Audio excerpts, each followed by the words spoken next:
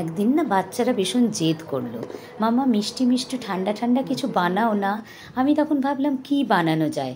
ব্যাস হাতের কাছে পেয়ে গেলাম কাস্টার্ড পাউডারটা, আর বাড়িতে তো দুধ ছিলই। সেই দুধ দিয়ে বানিয়ে ফেললাম চটপট বাচ্চাদের মনপসন্দ কাস্টার্ড। প্রথমে দুধটাকে গরম করে নিলাম, যখন ওটা বয়েল হতে লাগলো তখন ওর মধ্যে দিয়ে দিলাম চিনি, আর কিছুটা দুধ সরিয়ে রেখে তার মধ্যে কাস্টার্ড পাউডার দিয়ে ভালো করে বিট করে ওই দুধটা গরম হওয়ার সঙ্গে সঙ্গে ওর মধ্যে কাস্টার্ড পাউডারটা ঢেলে দিলাম।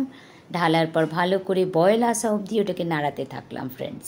বেশিক্ষণ নাড়াতে হবে, তা না হলে নিচেটায় কিন্তু ওটা লেগে যাবে, পোড়া পোড়া একটা স্মেল আসার ভয় থাকে।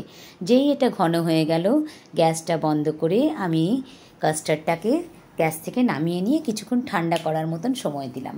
দুজনের দুটো বাটি রেডি করলাম, তার মধ্যে অর্ধেক অর্ধেক কাস্টার্ডগুলো ঢেলে দিলাম। ঢেলে দিয়ে আধ ঘন্টা মতন ফ্রিজে রেখে দিলাম। রাখার পরেই ওটা যথেষ্ট মতন ঠিক হয়ে গেল, এবং ওপর থেকে যা বাড়িতে ছিল টুটি ফুটি, চেরি, ড্রাই ফ্রুটস সব কিছু দিয়ে সুন্দর করে ওদের সামনে সাজিয়ে ধরলাম। ওরাও দেখে ভীষণ হ্যাপি, আর আমিও দিয়ে খুব স্যাটিসফাই হলাম। চলো, ওরা খেয়ে তো ভালো বলেছে।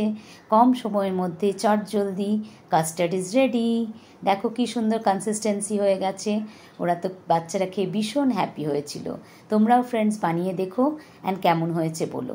দেখতেই পাচ্ছ কি সুন্দর, খেতে তো ভীষণই টেস্টি হয়েছিল।